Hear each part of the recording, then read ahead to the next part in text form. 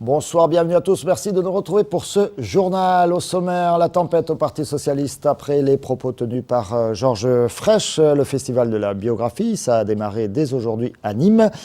Et après les régionales, il y aura d'autres élections. Ce sera pour les chambres de commerce et d'industrie. La nouvelle affaire, donc, autour de Georges Frêche et du Parti socialiste occupe forcément une place très importante dans l'actualité nationale et locale. Ce matin, le président de région, candidat à sa réélection, était de passage à Nîmes. On le voit sur ces images aux côtés de Jean-Paul Boré. Il animait une réunion à la fédération du Parti socialiste avec l'actuel vice-président communiste de la région et en cinquième position sur la liste dirigée dans le Gard par Damien Alary, que l'on voit également sur ces images. Nous avons profité donc de la présence de Georges Frêche pour lui demander s'il nourrissait parfois quelques regrets après ces fameuses petites phrases. On l'écoute. Vous regrettez pas parfois ces petites phrases que vous lâchez au détour, etc., et qui après prennent une ampleur démesurée? Non, pas du tout. Je suis désolé, ce n'est pas des petites phrases. C'est une formule qui existe en français depuis le 19e siècle. On dit il n'a pas la tête très catholique ou il n'a pas la tête très orthodoxe. On dit filer à l'anglaise, on dit il a une tête de turc. Alors si on dit à quelqu'un c'est une tête de turc, on insulte les Turcs. Voilà le genre de choses qu'ils font à Paris. C'est-à-dire ils font des amalgames complètement idiots.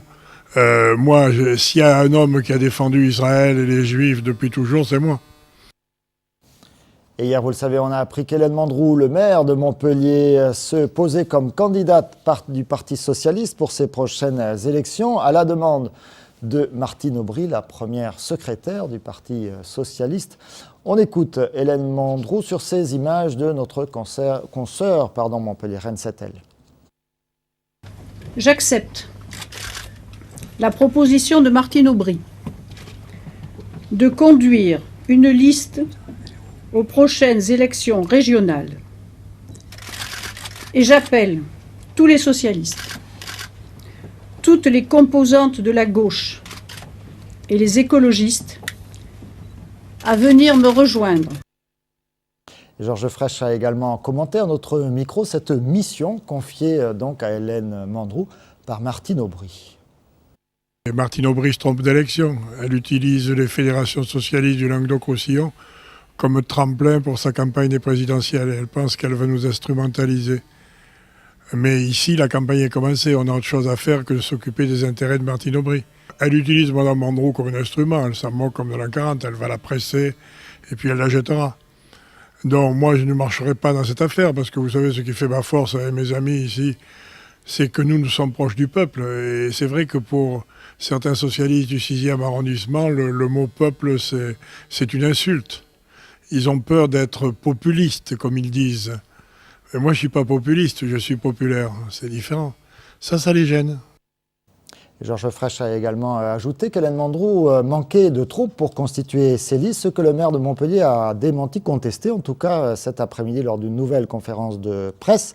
Dans le Gard, nous avons interrogé les deux leaders socialistes, Fabrice Verdier, le premier fédéral du parti, et Damien Alary, le président du Conseil général du Gard, qui est tête de liste. Ils sont tous les deux sortants, vice-président pour Damien Alary, de la majorité de Georges Frêche, bien sûr. On les écoute.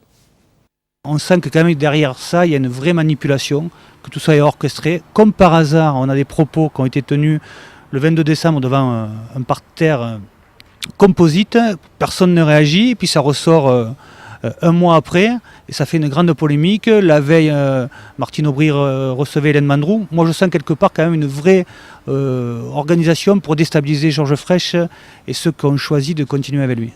Martine Aubry appelle Hélène Mandroux. Moi, j'aimerais bien qu'elle se rappelle que je suis premier secrétaire fédéral du Parti socialiste. Elle peut, à la rigueur, peut-être pas elle, mais au moins ses collaborateurs m'appelaient pour m'indiquer ce qu'ils souhaitent faire, parce qu'il y a eu un vote qui était clair, net, sans bavure le 1er octobre, qui désignait Didier Codorniou, qui lui-même s'était engagé aux côtés de Georges Frêche. Hélène Mandroux, à mon souvenir, elle n'était pas candidate à cette investiture.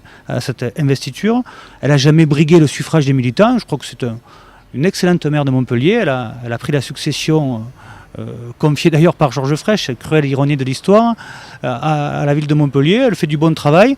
Si elle souhaitait conduire une liste au niveau régional, il fallait qu'elle demande la confiance des militaires. Elle ne l'a pas fait. Moi, je suis venu aux côtés de Georges Frêche il y a 6 ans et je resterai à son côté. Sinon, mais que ça veut dire quoi tout cela? Il y a 1 mois et demi qu'il dit cette chose-là, cette petite phrase qui est... Bon, mais je connais Georges Frêche, il n'est pas du tout antisémite. Sinon, je n'aurais pas quitté un mandat national pour venir travailler à ses côtés. Enfin, moi, ça fait 40 ans que je suis en politique. Vous savez, les militants de mon groupe ce matin me demandent de tenir le coup. Le groupe socialiste au Conseil général est derrière moi. Mais moi, il n'y a pas de souci. Moi, ce que je veux, c'est si ça continue comme ça, on va donner la région à la droite. Vous l'avez compris, les leaders socialistes ici et dans d'autres départements, notamment dans les Pyrénées-Orientales, ont assuré Georges Frêche de leur soutien. Georges Frêche qui a déclaré également dans l'après-midi, pour rebondir sur l'actualité plus nationale, qu'il était le de Villepin de Martine Aubry. Bien sûr, à droite, on ne peut que se réjouir de ce nouveau pataquès à gauche. Raymond Couder était en Petite Camargue aujourd'hui. Il répond sur cette affaire Frêche au micro d'Olivier Michel. Aujourd'hui, l'image qui est perçue en France de notre région, c'est une image dégradée à cause des excès de langage de Georges Frêche. Je crois qu'il faut en finir, il faut tourner la page et il faut véritablement que notre région puisse avoir une image positive. Une nouvelle liste, une liste PS est lancée finalement cette semaine. C'est positif pour vous ça? Je pense pas ni que ce soit positif ni négatif. Je crois qu'il est heureux que des socialistes puissent mettre en accord leurs actes avec leurs pensées.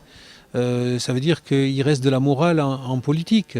Et j'espère que ceux qui ont de la morale vont cesser toute collusion et toute collaboration avec ce personnage qui n'est pas fréquentable. Et Raymond Couder qui n'était pas présent en Petite Camargue que pour parler de Georges Frêche, bien sûr, mais pour y rencontrer des manadiers. Camille Bonnet et Olivier Michel l'ont suivi. C'est entouré d'Eddy Valadier, tête de liste gardoise, et d'Étienne Mouru, député maire du Grau-du-Roi, que Raymond Couder a aujourd'hui poursuivi sa tournée des oubliés. Le candidat UMP aux élections régionales est venu à la rencontre des manadiers en Terre et Marguez. Les manadiers font partie des oubliés, puisqu'on vient d'entendre que notamment le syndicat de la viande AOC Taureau-Camargue n'avait jamais eu le moindre contact avec le conseil régional, alors que justement ils ont besoin du conseil régional pour les épauler dans leur démarche et puis les épauler également dans leur communication. Ça fait partie des oubliés, oui. Durant 1 heure, Raymond Couder a pris en compte les désidératas de la quinzaine de manadiers présents. Parmi les sujets de préoccupation, la communication autour de la course camarguaise, les problématiques sanitaires avec la tuberculose ou encore la commercialisation de la viande AOC Taureau-Camargue. Alors, ce qu'on préconise, c'est d'avoir une relation étroite avec la région pour qu'elle puisse nous permettre, au niveau de la viande, d'intégrer les marchés cantines des lycées, puisque la région a en charge les lycées. Mais on attend d'être défendu dans beaucoup de choses. C'est d'une part par les problèmes sanitaires qui, évidemment, sont très importants aujourd'hui. La fièvre catarrhale avec ce qui concerne les ennuis, les bêtes, les veaux et les vaches qui avortent, etc. Donc on est très inquiet de ce côté. Non sans poser avec les manadiers, Raymond Couder s'en est allé vers d'autres oubliés gardois. Au programme de cette journée, visite des sociétés Finedoc et Saint-Mamé et réunion sur les inondations avec les associations et maires des cantons de Vauvert et de Rosny, Vistre, Vidourle. Et encore quelques informations politiques, si vous m'y autorisez. Du côté d'Europe Écologie, les têtes de liste devraient être connues ce dimanche. Dans le Gard, Sylvain Pastor, leader des Verts, qui nous avait annoncé plusieurs fois qu'il serait bien le numéro 1, devrait finalement laisser cette place à Nadia Flanck, une militante issue du monde associatif. Sylvain Pastor serait 2e et Christophe Cavard, conseiller général du Gard, 4e. Nadia Flanck et Christophe Cavard seront sur notre plateau ce lundi pour le rendez-vous politique. Et puis toujours avec Sylvain Pastor et Georges Frêche. Sylvain Pastor qui ira à nouveau au tribunal. Ce sera le 4 février prochain.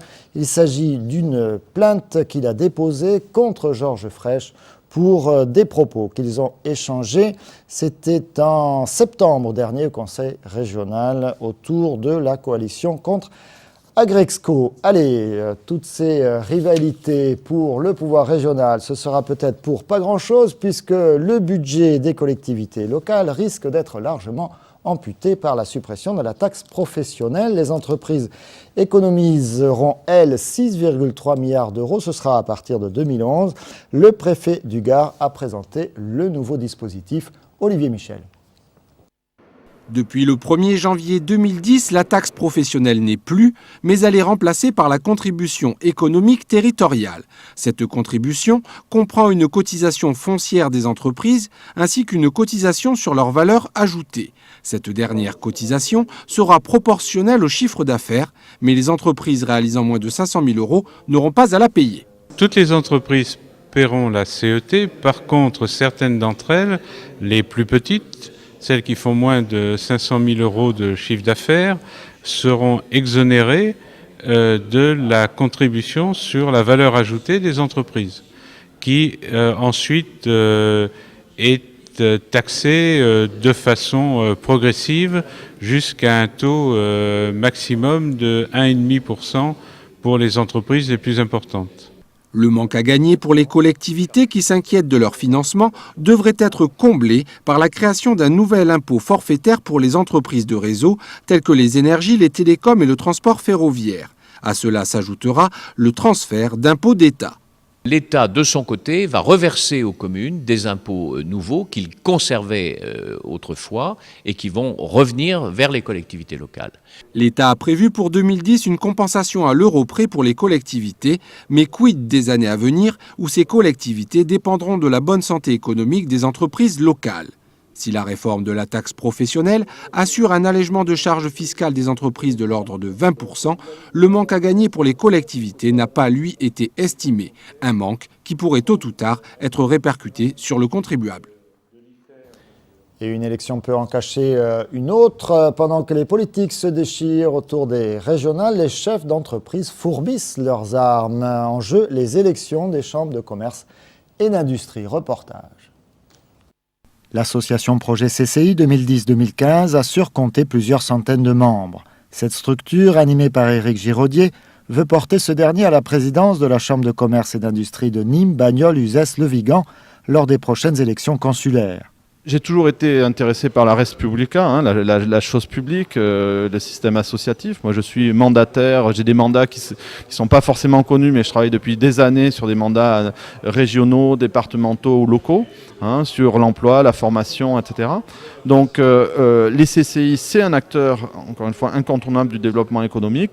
Donc, quand on m'a sollicité, de toute façon, j'avais envie, bien entendu, de participer à la CCI, et lorsqu'on m'a sollicité pour en plus assumer cette présidence, sachant que c'est bien entendu un travail d'équipe, j'ai répondu avec enthousiasme.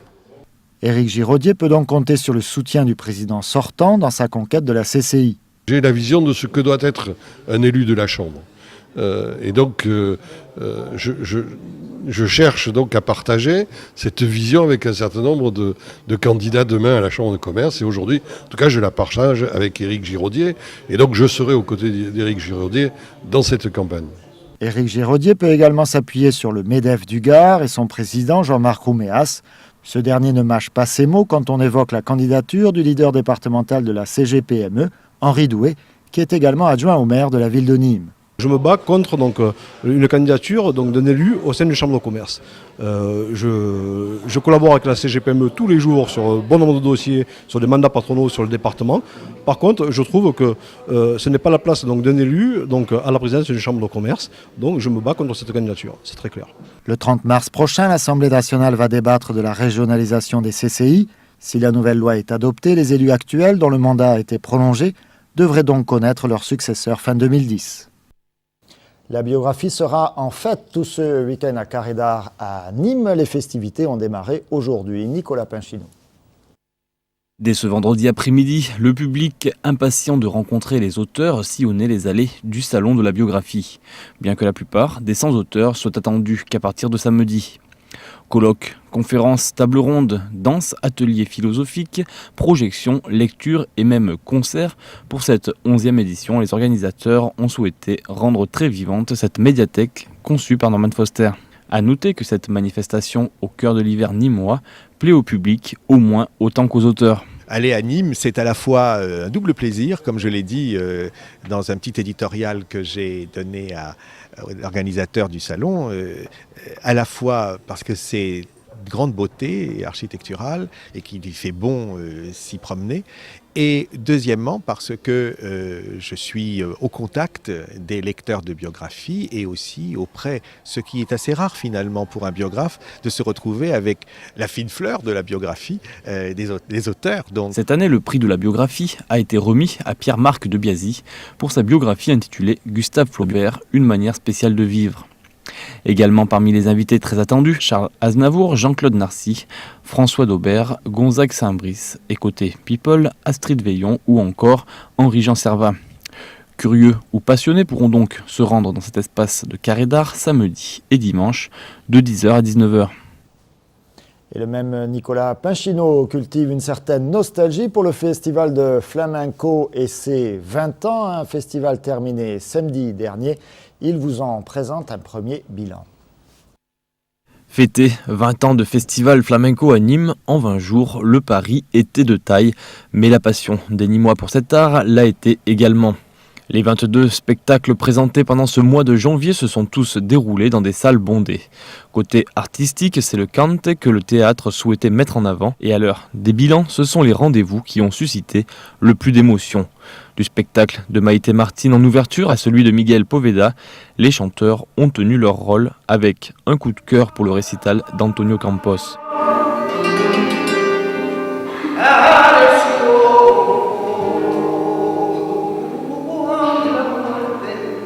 Un concert acoustique qui s'est déroulé au Petit Temple, rue du Grand Couvent, des lieux extérieurs au théâtre, chers à François Noël dans cette programmation. À la fois c'est une nécessité, mais c'est aussi une volonté d'accueillir le public dans des endroits différents et dans des atmosphères différentes, et du coup pouvoir faire des propositions artistiques différentes et adapter. Moi je pense que chaque lieu a son répertoire et inversement, et je crois que c'est important d'adapter comme ça ce qu'on souhaite faire et les rencontres qu'on veut qui ait lieu entre le public et un artiste. Ça passe aussi par un endroit, un lieu particulier.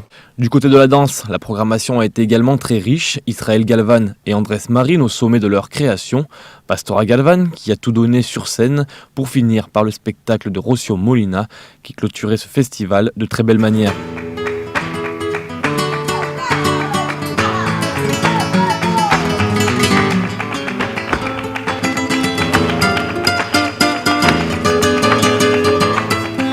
Un bilan donc positif pour le théâtre de Nîmes qui aura enregistré plus de 10 000 spectateurs. Et déjà, les regards sont tournés vers 2011 pour une nouvelle édition dont on ignore tout de la programmation, si ce n'est qu'elle devrait durer une dizaine de jours.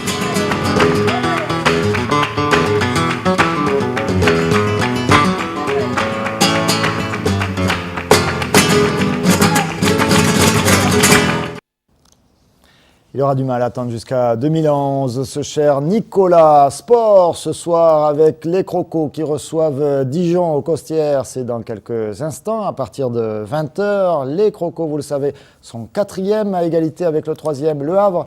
Et Dijon est 13e. Nîmes Olympique reste sur une série de 3 victoires. Série en cours, les Dijonnais sur un nul à la maison. Mais attention, sur une très très belle victoire à l'extérieur, 4-1 face à Tours. La compo, elle vient d'arriver avec Nicolas Puydubois dans les buts. Composition très très offensive proposée par Jean-Michel Cavalli. Bocconiano, Poulain, Aïd Bailly, Mostefa sans doute à l'arrière. So, Keita, Mukanjo en milieu de terrain. Mandriki, Boli, Haïté pour l'attaque. Resteront donc sur le banc pour démarrer la rencontre. Al-Shaibani bien sûr, mais également Zarabi dont c'est le retour. Cavalli dont c'est le retour également. Bayo et Buach. Voilà pour le Nîmes Olympique. Autre rendez-vous sportif, ce sera dimanche. Le HBCN à 15h reçoit Le Havre. Le HBCN est 3e. Le Havre est co-leader.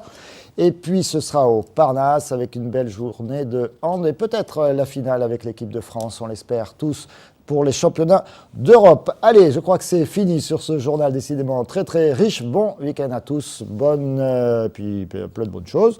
Je ne sais plus ce que je voulais vous dire. Si, rendez-vous lundi à 18h30 pour Miroir des Sports, bien sûr. Merci de votre fidélité. À très bientôt sur Télémiroir.